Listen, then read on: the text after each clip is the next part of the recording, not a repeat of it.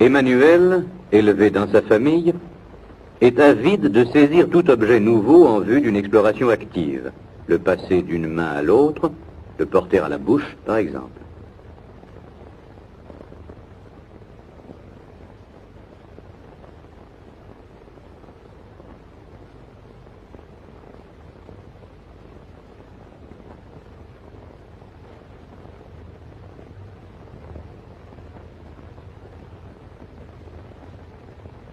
Totalement absorbé par ces manipulations, l'enfant prête peu d'attention à son entourage.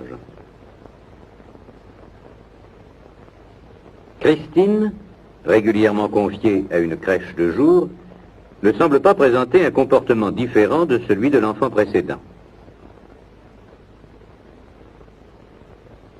Elle saisit les cubes des deux mains,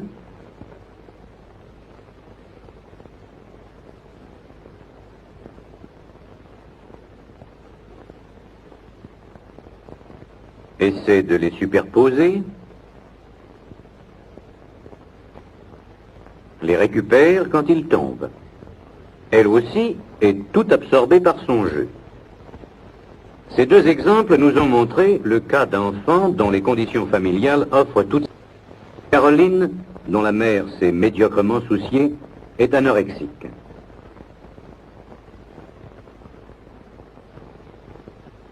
Cet enfant porte bien la main à un cube, mais en fait elle s'y intéresse faiblement.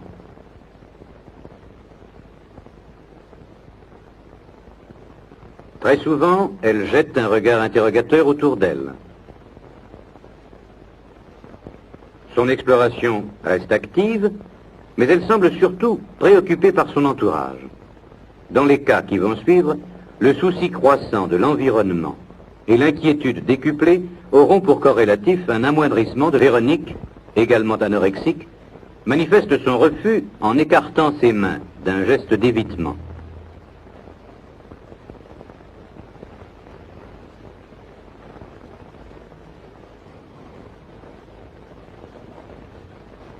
Si finalement elle saisit un cube, les regards inquiets qu'elle jette autour d'elle témoignent de son anxiété. Son attitude est figée, elle ne joue pas.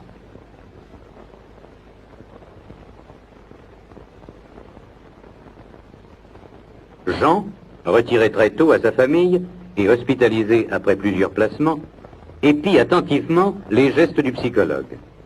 La carence affective dont cet enfant a souffert